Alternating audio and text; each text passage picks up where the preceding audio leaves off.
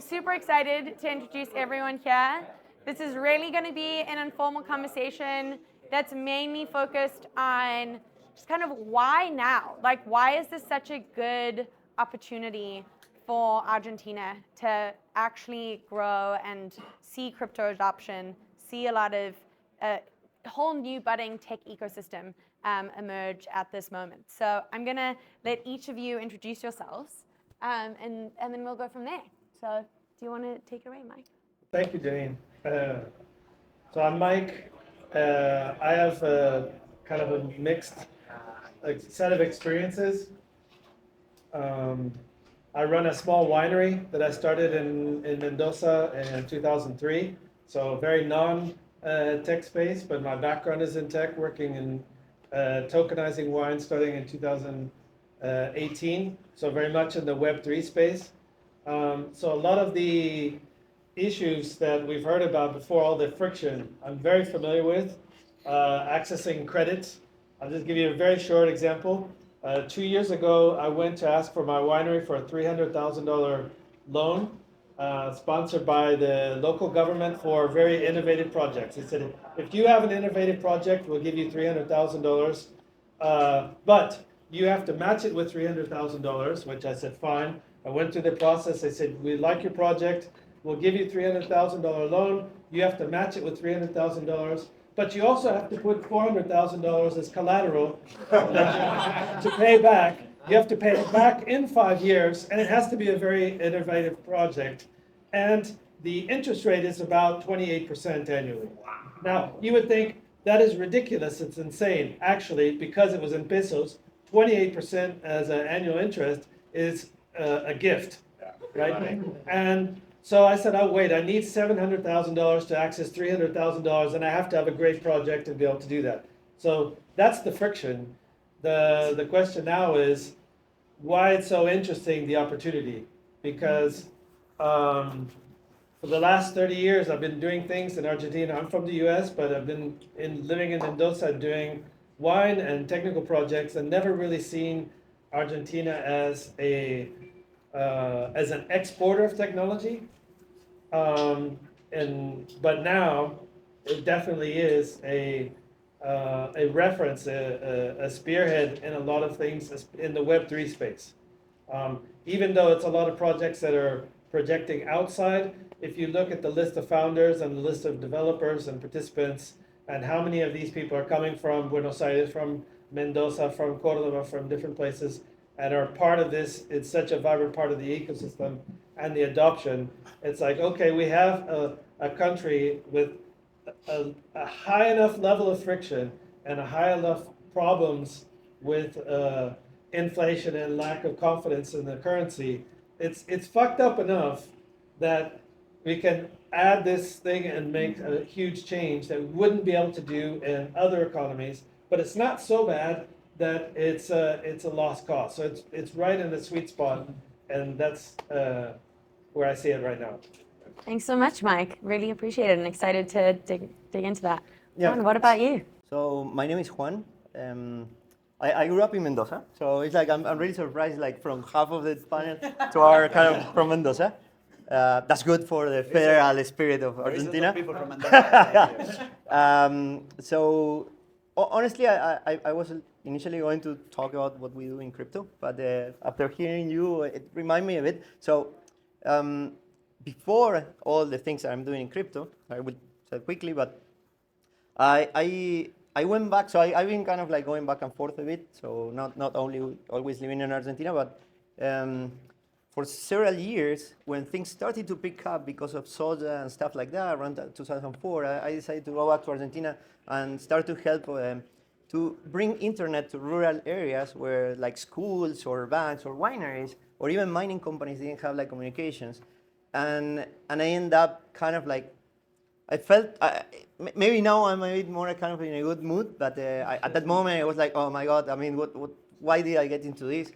Getting a telecommunication license in Argentina was a disaster. I mean, you could not do anything. You could not even like make a wireless link to school where people didn't have internet and you wanted to kind of like promote some stuff. I got into tenders with the government and it was like bad idea. I worked for mining companies that were like doing like really good work. But then in 2008, with all the housing crash and stuff like that, like most of the mining companies, they kind of left. And so I've been through a couple of like economic cycles in Argentina. I'm not saying it's bad. I mean, it's nice to surf that because it brings you a lot of experience. And I guess like now there is the feeling that things starting to pick up. I think that it's really important that we take the opportunity in the right way. And I think it's really, I mean, it encourages me to kind of like try again. Maybe, I mean, you don't learn, Juan, you don't learn, but to try again and see, okay, is it possible? I mean, obviously, I guess like from all the things that you were discussing before, I think one of the aspects that to me is kind of like really important is to be able to see, okay, if you do investment in Argentina, you can also get the funds out at a certain point because that brings also confidence in investors.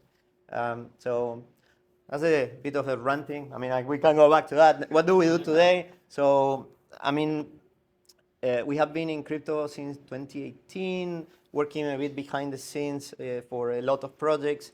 We're a venture studio, so and we do a lot of things kind of in the ecosystem, not so exposed, but and we also do right now a bit of like seed investment. What we do, I mean, for example, we do we contribute to the Cosmos SDK directly. So part of the Cosmos SDK is built by us through grants and funding from the foundation. We maintain a kind of like test net for Polkadot. We also do a lot of the cryptography and security for Ledger. So every time you use a Ledger device and you use an application in the device, like top of like let's say 50 of the top 100 chains, they are developed by us. So if you use Polkadot, Cosmos, Filecoin, Internet Computer, like Algorand, Avalanche, all those, I mean, we build that and we provide maintenance and security for those. So we are indirectly kind of like have lots of users, but we are like typically behind the scenes helping the ecosystem. And by having all these chains that we understand pretty well, we try to leverage the situation and try to build products on top. So that's where the venture studio comes. And actually, for me, it's like really interesting if we could somehow bring this venture concept to help entrepreneurs in Argentina and do a bit of seed investment. And again, I hope this is not my third mistake. I already didn't mine Bitcoin in 2010 when I was really bad, really good at GPU. So I like, we all make mistakes, but yeah. Your turn. Thanks. Well, thank you guys for the invitation to the panel. I'm very happy to be here, see so many familiar faces and friends here. So, oh yes, louder. Sorry.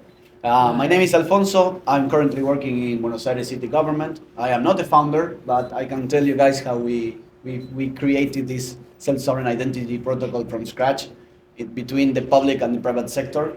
And I am collaborating also in Crecimiento, so I'm super excited to be here. And that's me, first introduction. Yeah. That's amazing. Well, obviously, thank you for the introductions. I think the guys have a lot of experience in Argentina and in the startup ecosystem that it's going to be really interesting to dig deeper. I am Alejo. I have been a Solidity developer from 2016, I think. I've worked on several DAOs on the crypto ecosystem, Wayern, Sandbox, Decentraland. A lot of those. I have had billions under management, a lot of stress, a lot of solidity. And right now I am the co-founder and director of Balmy. We're trying to create the first home banking, decentralized home banking in Argentina, but for the whole world. And that consists of several pieces. But I think in contrast with the guys, I have been on like the Solidity ecosystem for some time, and I have been developing a lot of decentralized applications. And I think it's going to be interesting because I'm like on the middle of trying to understand the retail apps and what value can Crecimiento also bring to the retail audience at the end, and not only just like creating things and creating frameworks just because. I think the crypto ecosystem it's on the verge of something new with the account abstraction and with all the things that UX, like we can create a new UX, but we are still a bit far away from what retail needs in terms of creating a whole decentralized financial ecosystem. So Yeah, I'm usually more of a pessimistic, but today I'm also in a good mood. So yeah, that's how it where I am. And I think just wanted to ask you, Juan, with all your experience, like, do you feel there's something different right now? Is it about the technology? Is it about the people? Is it about the politics? I don't want to get too much into politics, but do you feel there's something different as of now? I think You're like in a good mood. Remember? yeah, no, definitely. Yeah, I think like it's different in two ways. I mean, on one side you have like this bit of different air that it can be problematic or not. I mean, this is something that is going to evolve in like Argentinian politics. It's interesting. So I mean, there is this opportunity of change. At the same time, I think like a lot of blockchain projects have like kind of evolve and kind of like mature to a point that they can start to contribute a bit more to like normal economies and stuff like that. And because we have been working with Protocol Labs and Falcon, and I think like this kind of like initial kickoff that they made, it I think is a good kind of like a opportunity not to kind of like let pass. Fumble, yeah. So I mean, it's like everything. I mean, we need to in any situation take advantage of the opportunity and do the best. And I think this is good. I mean, at the same time, like everything in the world is a kind of in a very special state today. And I think Argentina has a lot of kind of opportunities, natural resources, and kind of it has been exposed. I guess like we have been exposed to these problems for a long time. So I mean, it's like a excellent sandbox to kind of like export this experience and show that it can happen. Yeah. So Yeah. And on that note, Alfonso, just with your experience of both the private and public sector, like you're coming at this with a lot of experience from both sides and seeing things both in this government and the previous government, and just getting a sense from you of like why now when you've got sort of that view. How do you look at it? Yes, I think that we are creating like a momentum. Millie was saying before this. I think the World Cup was the kickoff or the launch of this hype that is in Argentina. I think that now everybody is like feeling more Argentinian than before this talk or before the panels before. And I think that when you have like a government like getting involved in these kinds of digital solutions, the first thing you say is, I don't trust governments. Mike has a t-shirt that says banks hates us. So we the people that we are in crypto like for some years ago, we doesn't trust in governments. But here the thing is we change the mindset on how to create this kind of digital solutions. So we create like a table with specialists and people that is working in this for years, like specialists in digital identity, specialists in blockchain and crypto and the communities too. So we get involved everybody, and it's not something that was like an idea from the government, and the government did it as it way, like central solution that we are having the identities from everyone. Now, this was like co-created with a lot of partners. Here is Crecimiento, they are doing our implementation in QuarkID, and we have like Web3 partners like CK, and that was super helpful for us to grow like in 2 years that we are in mainnet on CK, and we are issuing verified credentials from the government to the users, to the citizens that has like a biometric level 3 in the citizens, in the Buenos Aires solution. So now I think that we are in the perfect moment. It's like a lot of things are happening. These changes of the governments of with Milei too.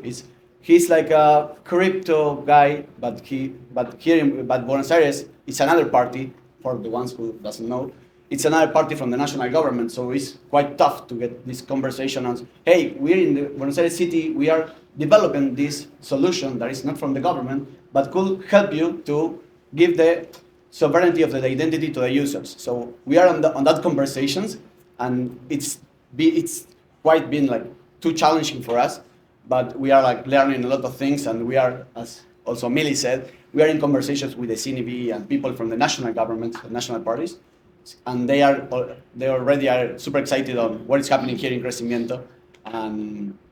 And yeah, I think that in these 2 years we have like a lot of changes, and it's too much hype or FOMO on this kind of solutions that we are building together. So how much time have you been in development with QuarkID with the government? Because I do remember seeing you in the ecosystem for quite some time.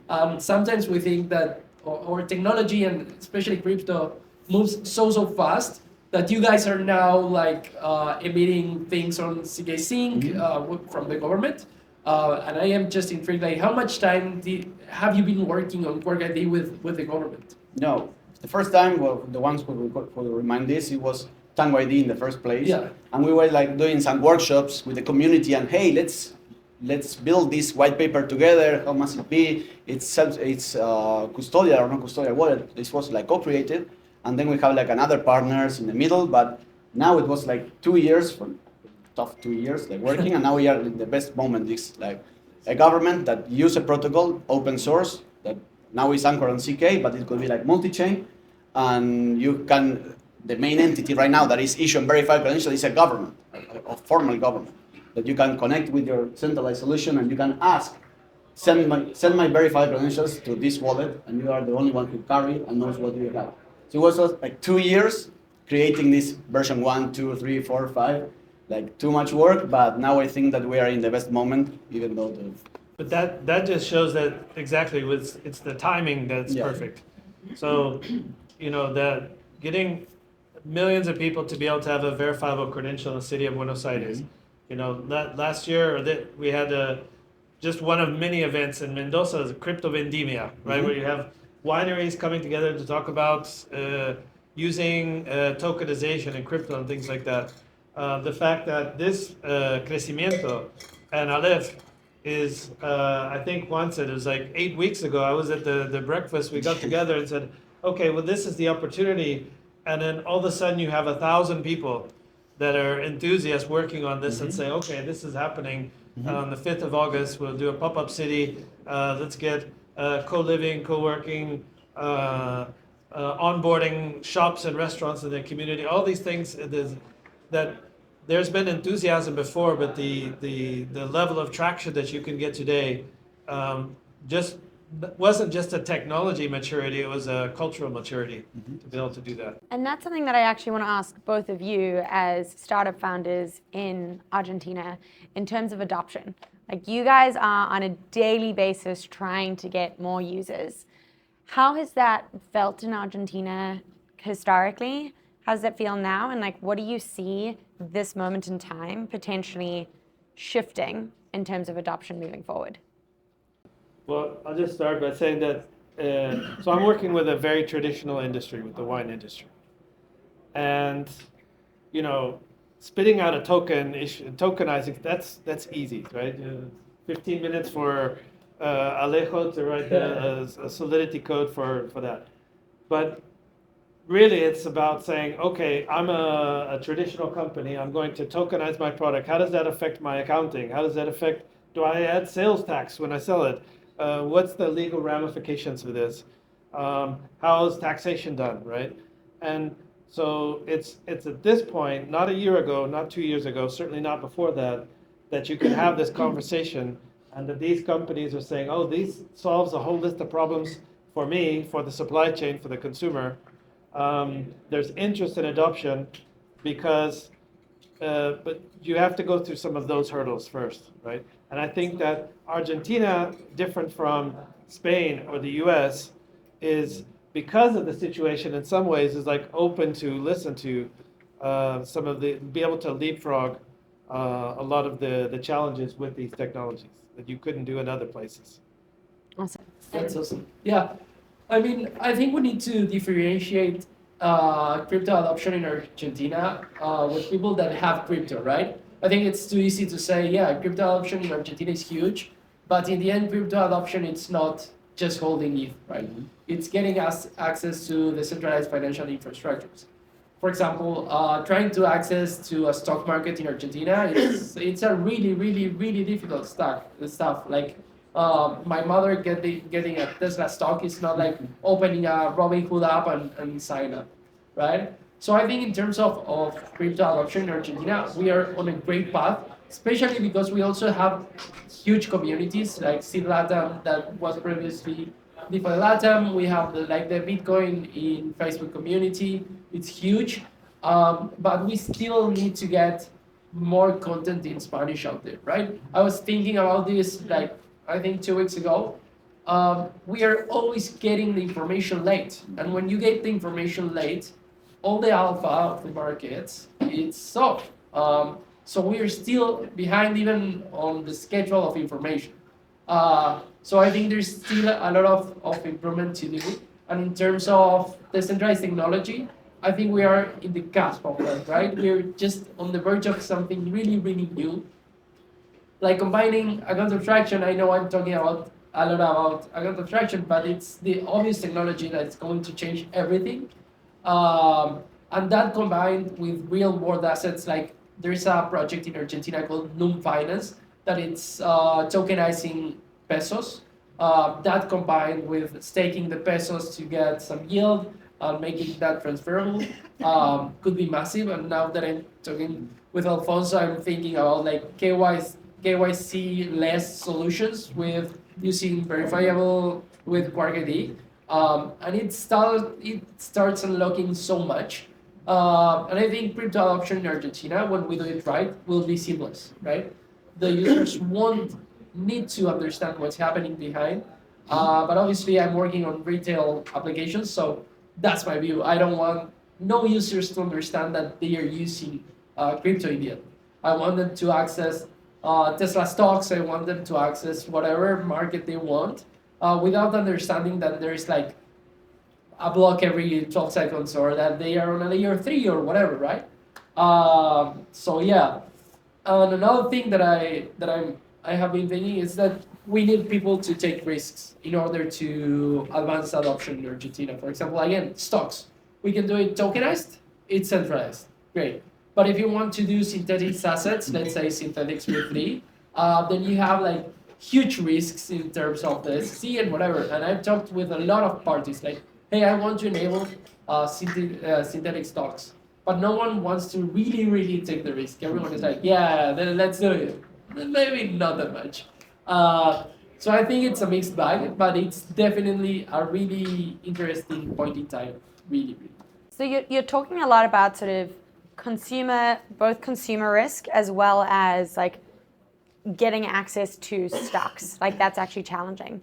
I want to shift it to even as like startup founders getting capital and thinking about like what does the investment landscape look like? And Juan, maybe as someone who's actually investing in projects, what do you think Argentina needs, and where do you think it's like missing the gap from a investor standpoint? Before answering that, I add something kind of on the good mood side of things. Start on the good mood side. No, honestly, I think we are also putting like maybe too much emphasis on the things that are not working in Argentina, and that's why Argentina is an opportunity. But there is also another thing that I think is important to notice is that there is a lot of good talent. I mean, over time, we also like a significant part of our team, not more than half, but significant part of our team is in Argentina, but it's not in Argentina because of kind of like low cost or this or that. It's actually, and we actually kind of like try not to hire in Argentina now, even to balance things. But Argentinian engineers are good.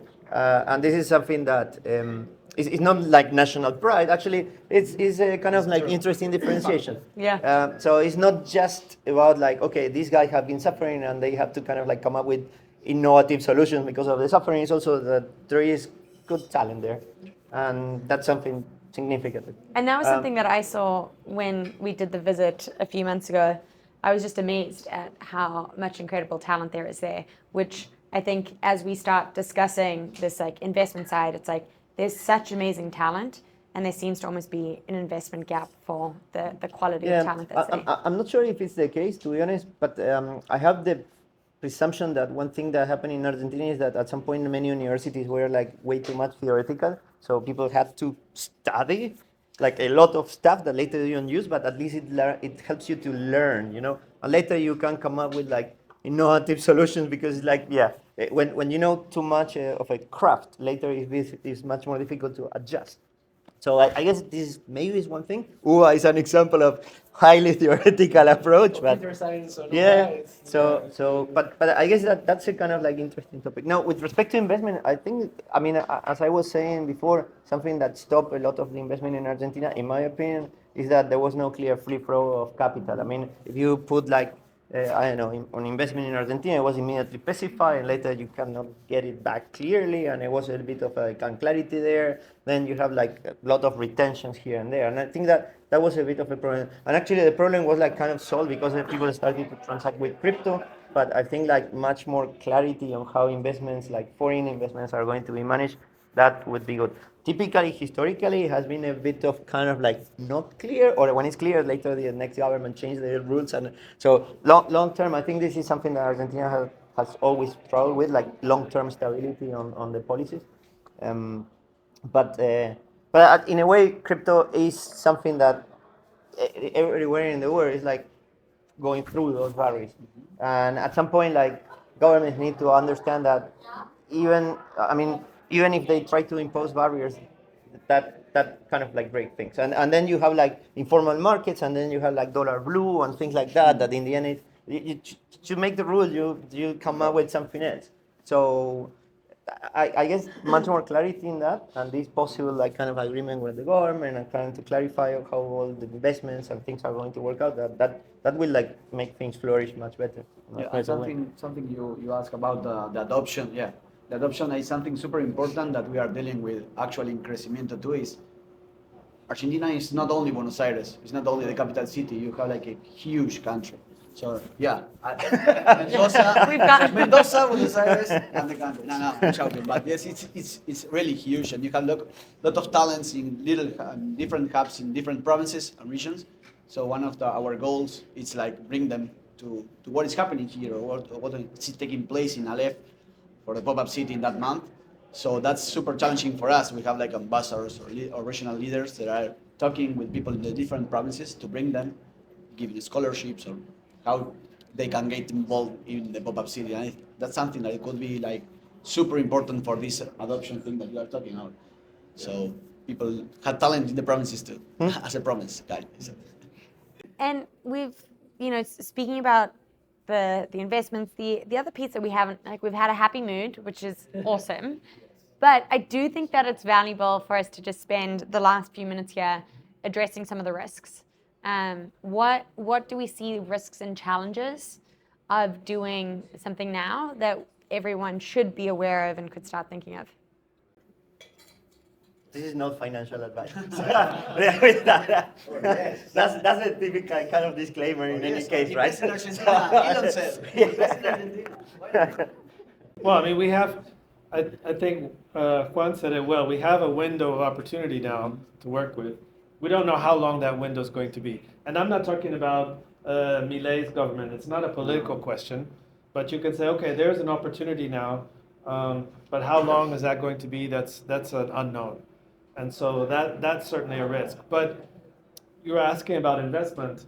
I mean, think about the posture of a startup in Mendoza going out to the world to VC capital and saying, would you like to invest in my privately held company? I'll give you shares of the company of an Argentine corporation for my startup. Is a very hard sell. It's like, hey, I'm a Nigerian businessman. The Nigerians have the same problem. There's a branding problem with exporting that, right? But if I say, here's a DAO, here's how the on-ramp is for your investment, here's the off-ramp, you can rage quit on a Sunday morning, this is the mechanism for it. Oh, okay, now I can understand the opportunity. So I think that opens it up. Yeah.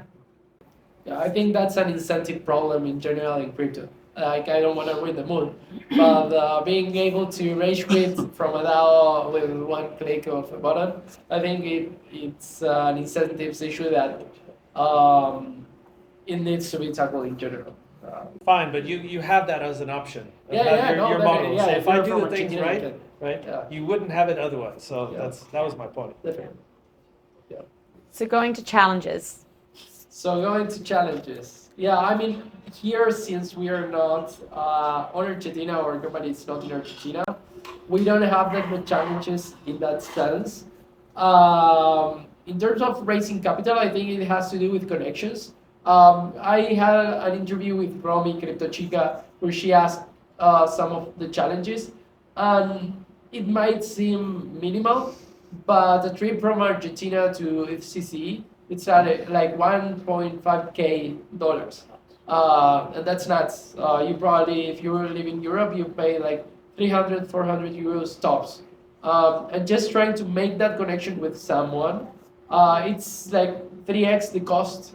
And that's just risk for people. Like if you think about our salaries too, that's too much risk. I was also thinking like if I wanted to bring my team here, let's say 3 people, I would have had to pay like 6K in flights. I don't know how much did you guys pay for your teams to be here, but probably the flight was much less of that cost. And that also reduces the opportunities for my team and for my team in the future. If I want my CDO to be a founder next year or 2 years from now, he doesn't have the connections that I do now because I am the director of the company. That's, well, I don't want to say unfair, but that's different. So even the costs of flying into a conference and making the in-person meetings that are the keystone for raising capitals or at least to be successful, it's a risk and it's much more complicated being on another continent. So I think that what Crecimiento is doing with Aleph City will help a lot with that. Will help a lot with the cost for everyone to get connected. But yeah, that was one of my thoughts, shower thoughts. Well, So will you guys take your teams to Buenos Aires then for Aleph? Yes, I mean, It's a it's, must. So on that note, given we're at time, say thank you for everyone for listening. And what's exciting about this is for those of you in the room that are not Argentinian, there's value in coming to Argentina and for all of us to go down and actually return the favor of all the trips that you guys end up making to so many different conferences. And there's incredible talent. Thank you so much, everyone, for a great panel. It's going to be an exciting time this next year, kicking off next month. And thank you for all the work and contribution and support in making this happen. Is it possible to get one question? One question. Super fast. What is the state of startup risk capital locally? So I understand like outside of Argentina, but like locally, what's the state of play on the ground? For anybody. Yeah, you're looking at me, but I'm. Yeah, What's the angels, question? accelerators, incubators, VCs. what's the state? What's the state of play for like local startup risk capital? How much is there? No. Like the ability to easily get stuff done. Like a lot of people that are deploying checks. Like Angels, mostly angels, and Mostly angels. yeah, some small venture capitals, at least on my side from Argentina, and angels that have had success. Like the VCs are like super angel VCs. They were early angels that had tons of investments early days of crypto, and now have some VCs internationally. So that's another challenge. I forgot to say connections internally. We don't have so much success. Let's say a huge chunk of people that have the capital available to be deployed in such risk ventures. So yeah, not that much. I would love to hear your opinion too, but to be honest on that side. Yeah, my vision is a bit partial in this sense, so I cannot say this for a fact, but I agree. Probably like more like angel investors, and I'm not sure there are many in the provinces. Most, but I assume that most of the possible angels are in Buenos In the Aires. city of Buenos Aires. Yeah, I mean there are funds and VC funds, angel investors, but I mean precisely I think something like Crecimiento and Aleph can say, okay, here's a ton of projects, bring these people together, and that's the whole the objective, the promise of this, because it is very atomized, and a lot of these are for projects outward facing. I guess any project from Argentina that managed to raise like a lot, it did through some kind of like crypto mechanism, like ICO, whatever, like in the early days, right? That those were the ones that could do something, or otherwise they were like getting funding through, I don't know, exchanges, through fees, but. We can or- get deeper, but also like if you want VCs to invest in something you want to do in Argentina, the market is not that big in terms of, it's big in terms of people, but it's not that big in terms of USD capital. So if you are going to risk an investment between Mexico or Argentina, yeah, you've got more adoption in Argentina, much more, like insanely much more. but the value of that adoption it's not that huge. So you need to have like faith bets, let's say, like.